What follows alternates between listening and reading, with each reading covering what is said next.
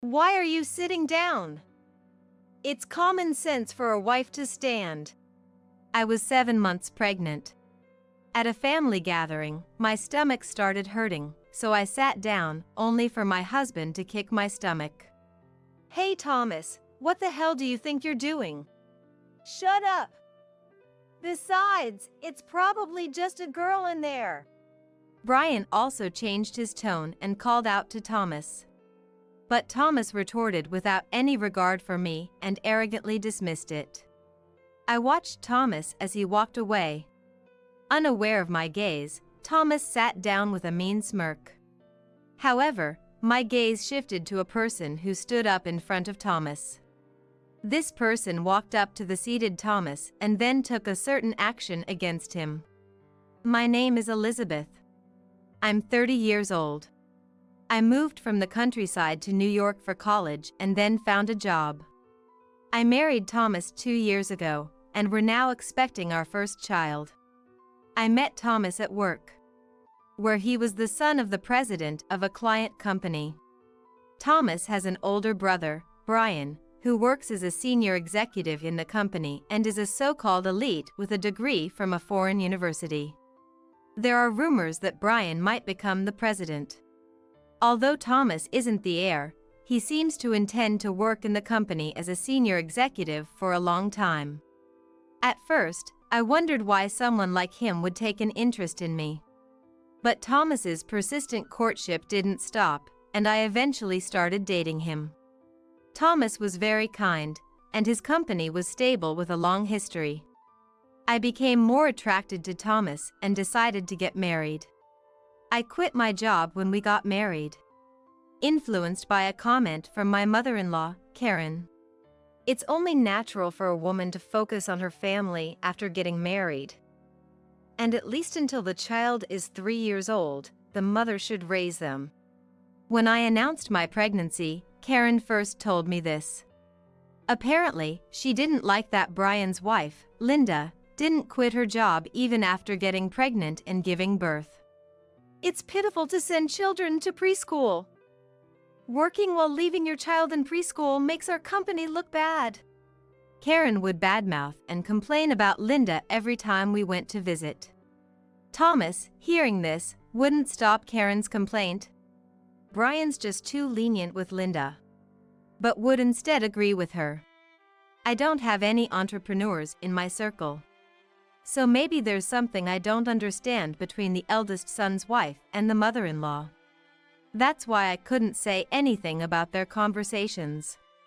However, perhaps interpreting my silence as agreement, both Thomas and Karen thought I shared their views, and their bad-mouthing of Linda only escalated. After all, it's not like the company would be in trouble without Linda working. Maybe Linda is saving up money for when she divorces Brian. Nothing good comes when a woman has money. There were times when I thought it was too much, but I was too ashamed to argue back. I had heard that Linda wanted to work because she felt the company couldn't function without her. But Karen seemed to dislike that statement itself. Elizabeth quit right away, so we don't have to worry about that. Unlike Linda, I wasn't against quitting my job. So, I didn't resist much when I was told to quit. However, I definitely felt uncomfortable with Karen and Thomas, who never asked about my feelings. Because of this, I became a housewife right after getting married. But then, Thomas started to make comments that seemed to look down on me. You're not working, so at least do the housework properly. He would complain like this when he came home. Of course, I did what I could, like cleaning, laundry, and preparing meals. But as a newbie housewife, I didn't know what more I could do, and I started to feel uneasy whenever Thomas was around. When I went to my parents' house, Thomas would even complain to Karen that I, a housewife, couldn't even do household chores properly. Believing him, Karen also started to complain to me. Elizabeth, it's troublesome if you don't properly support Thomas. The wives of my sons are all so useless. Karen started to scold me too, and I felt smaller every time I visited my husband's family. Yet, At least it's better than Brian's place. Those two don't even bother to visit our home. Well, that's true. But hearing that made it impossible for me to distance myself from my husband's family.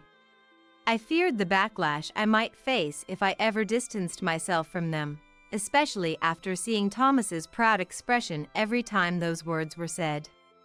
Gradually, I began to think that I was better off than Linda, the eldest son's wife, despite how harshly Thomas treated me or how much Karen scolded me.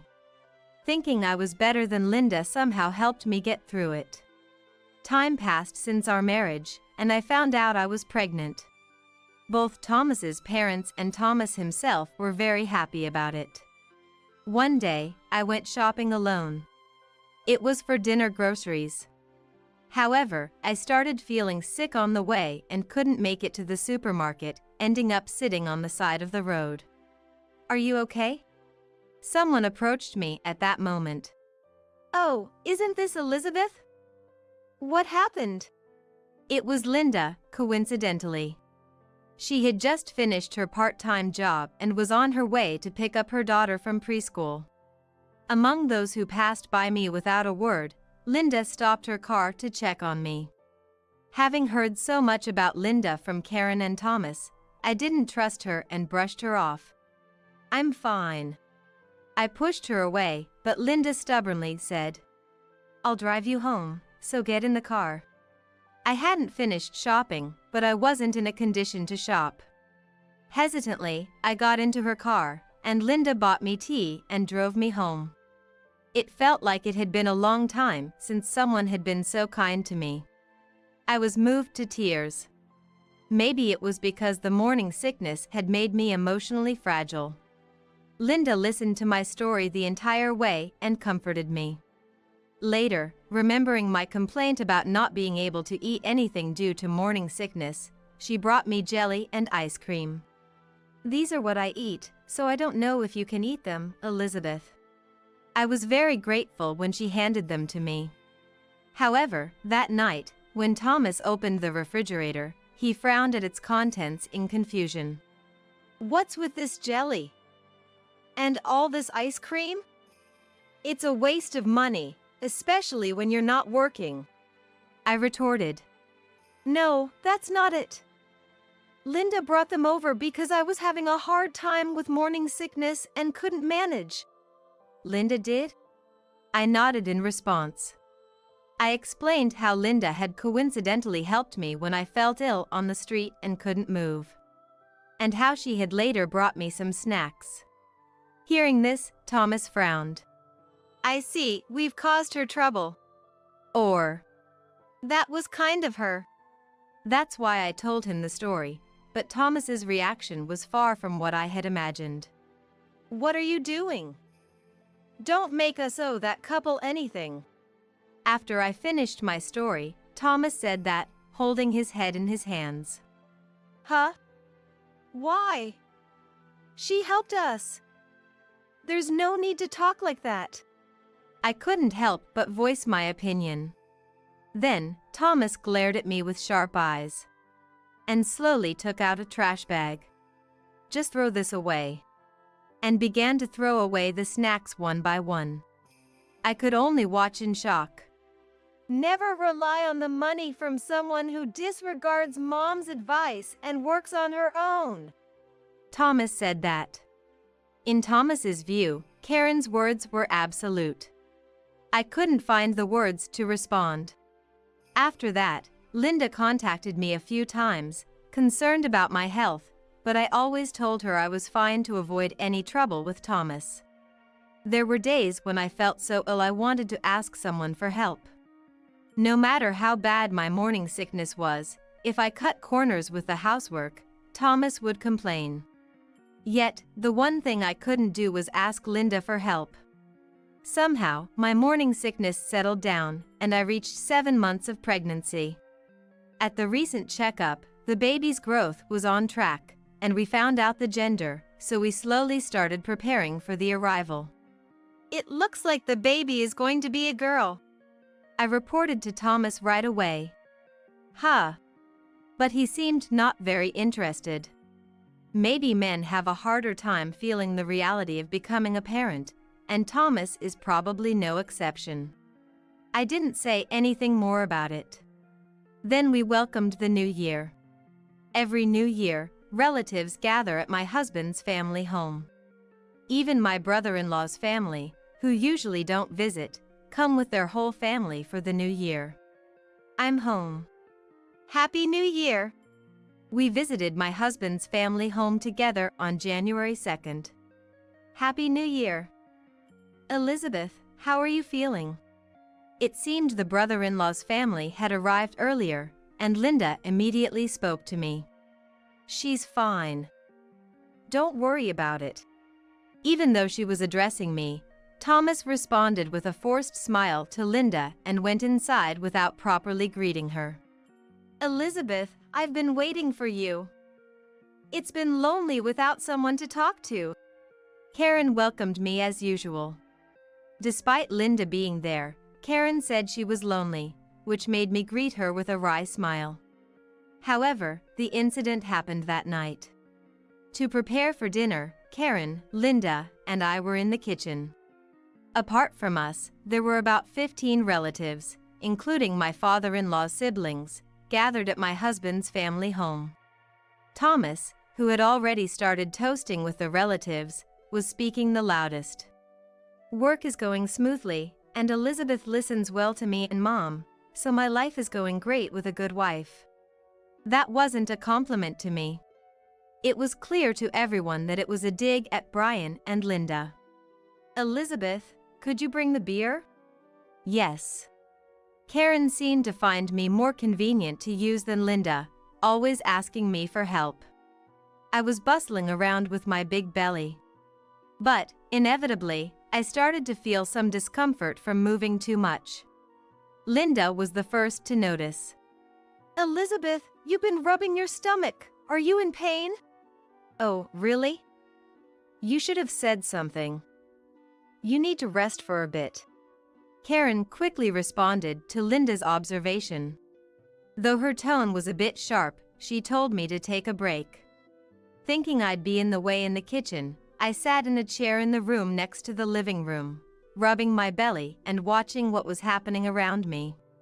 In front of me, Brian was feeding his and Linda's son, Anthony. Are you okay, Elizabeth? If you can't do something, you should tell Mom. Your health is important. Thank you. Brian said that to me. And we chatted for a bit. We talked about when Anthony was born and what he likes now. Hearing stories from Brian, a father, was very insightful, and it was clear he was very involved in parenting. Do you know the gender of your baby? Yes, it seems to be a girl. That'll be cute. However, Thomas, who overheard this, seemed displeased and stood up with a sour expression. I thought he might be heading to the bathroom, but instead, he came straight over to me. Why are you sitting down? What? I was taken aback by his sudden question. As I asked Thomas for clarification, he shockingly kicked my stomach. It wasn't with much force, but I involuntarily cried out and doubled over in the chair, clutching my belly. The shock of being treated that way left me unable to move, more than the pain itself. Dramatic much. It's common sense for a wife to stand. Why are you sitting here chatting while making Mom work? Hey, Thomas. What do you think you're doing? What's the big deal? It's just a girl in there anyway. Eventually, she'll get married and leave, and she won't be any use to the company, so it's fine. Brian's tone changed as he addressed Thomas. However, Thomas retorted without any consideration for me and arrogantly dismissed it. Hey, that's too much. Although I couldn't see who it was, I heard a relative calling Thomas out. I've decided not to be a pathetic husband who spoils his wife like someone else. If my wife is being negligent, it's up to me to correct her. Laughing, Thomas said this and then walked away from me. The problem is that Brian can't control Linda. He lets her do whatever she wants. Do you think someone like that can control the company in the future? Dad should think about it. I think I'm more suited to be the president. I'm sure Mom thinks the same. Hearing this, I felt like I finally understood what Thomas was thinking. Thomas's behavior of affirming everything Karen said and acting under her influence was probably to gain her support. The same goes for saying bad things about Brian and others. It seems that Karen was upset about losing the position of president to her eldest son, Brian, so she decided to have Karen tell her father-in-law to make her president. That's why he had been forcing me to act in a way that would make Karen like me. I glared at Thomas, who was laughing and sitting in his own seat, unaware of my gaze. However, my attention then shifted to my father-in-law, Richard, who stood up in front of Thomas. Richard, confirming that Thomas had sat down, silently stood up and approached Thomas. "What?" And then, Richard kicked Thomas hard. Everyone was left speechless by this. Even Thomas was stunned and unable to speak, staggering from the impact. "You don't have a child inside you, so it should be fine. And if a child is wrong, it's up to the father to correct them." Richard said this and tried to grab Thomas by the collar. "Dad, calm down." The one who stopped him was Brian, who had been ridiculed by Thomas all this time. "Brian, aren't you upset about being talked down to all this time?" Richard said this. But Brian just laughed. "Not at all. I actually felt sorry for him." "What?" "Because it's true, right? Obsessing over the title of president to the point where you can't even cherish your family. If you're that desperate to be president, then go ahead, let Thomas do it." Thomas turned beet red at those words. The company and the title of president that he wanted so much. Maybe he felt like he had lost to Brian, who had said something that made him give it away so easily, and maybe he was also embarrassed by being called pitiful. Plus, I believe family should work together and respect each other, not control each other. The same goes for our employees. I want to create a company where employees cooperate and respect each other. Since I'm not good at controlling people, Thomas, who can control things better, should do it. Besides, my family is more important to me. It was clear who was more suited to be president. Despite Brian provocatively offering the presidency to Thomas twice, Thomas, being the person in question, couldn't find the words to respond and just turned redder. He only opened and closed his mouth without saying anything coherent. "All right, that's enough." Linda was the one who changed the tense atmosphere. "Thank you, Richard, for standing up for Brian." Richard showed a slightly embarrassed expression at her words. And Thomas looked down, even more frustrated. "Thomas, did you think Brian couldn't control me because I sent Anthony to preschool before he was 3, just like Karen said? Because that's the reality, right? We're a president's family, and we have to consider how it looks from the outside.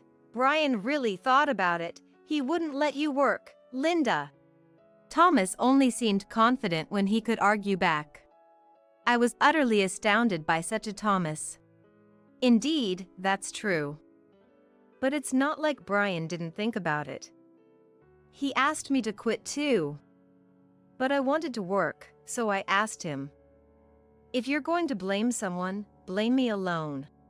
Compared to them, Brian and Linda seemed wonderful to me. Their relationship, where they care for and respect each other's desires, was admirable. It made me feel foolish for ever worrying about what Karen said. "Until the child is 3? What's that about? Was Karen saying such arbitrary things?" Richard seemed unaware of Karen's statements and sighed in exasperation, apologizing. "I'm sorry, Linda and Elizabeth, for any distress caused by Karen's words." "Please, there's no need to apologize. And hearing Thomas's words earlier, I'm truly sorry, Elizabeth, for how Thomas's foolishness must have made you feel uncomfortable. Richard sincerely apologized to us without concern for others' opinions. Instead of needing an apology, I felt guilty that Richard was apologizing to us when he was actually protecting us. Karen, who had come into the living room at some point, was flustered by Richard's demeanor. I just meant... She tried to make excuses with an uncomfortable expression. While I believe her comment about children staying home until age 3 wasn't intended to be malicious, the fact remains that her complaints and harsh words hurt Linda and pressured me. Karen, don't make excuses. Isn't it embarrassing to interfere in parenting? Richard reprimanded Karen, who seemed to finally realize the foolishness and irresponsibility of her words. Linda, we're truly grateful to your family's company. Of course, you're welcome to continue working. We understand that the company can't function without you, so please continue to support us in both business and personal matters.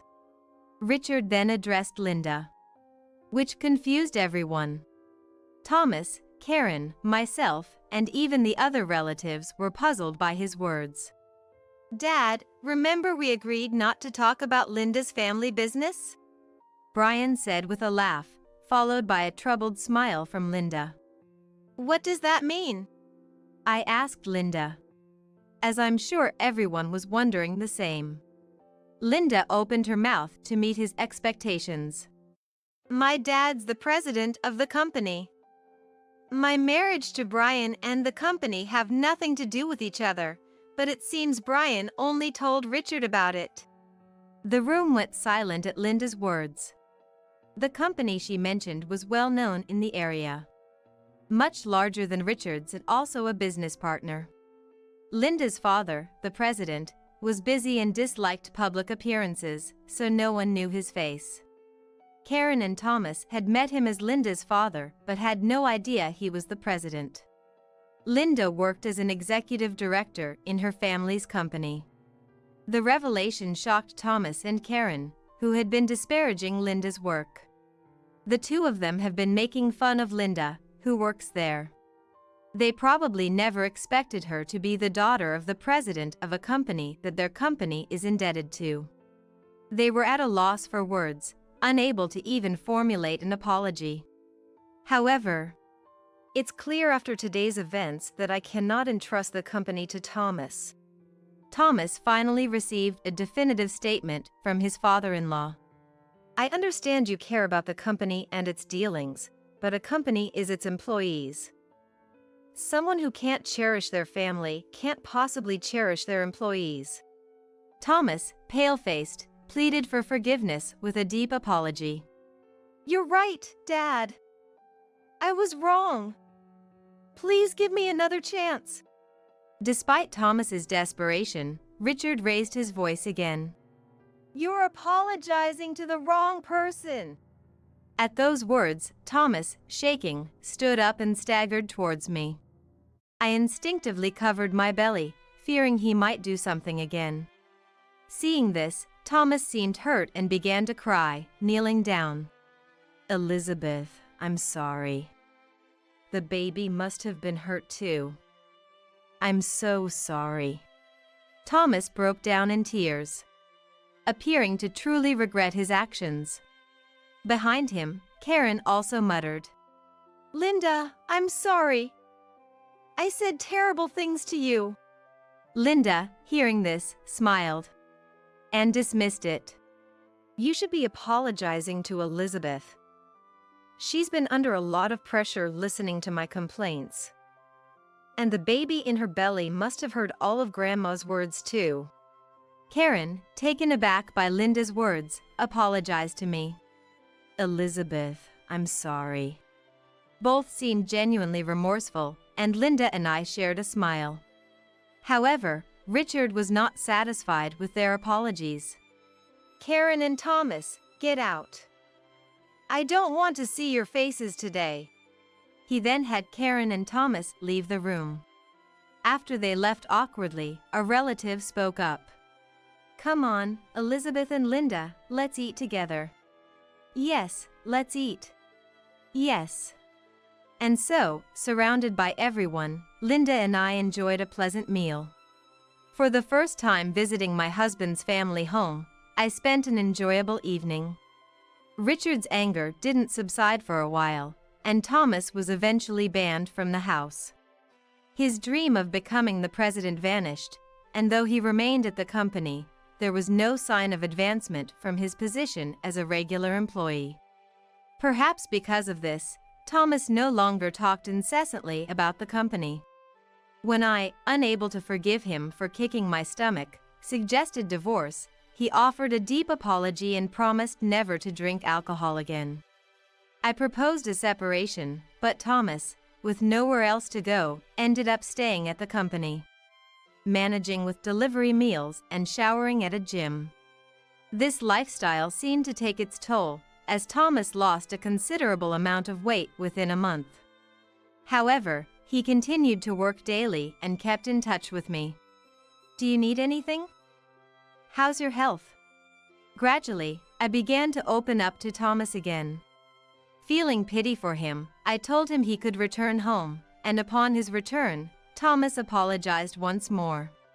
He seemed like a changed person, not only refraining from complaining about housework, but also taking the initiative to do it.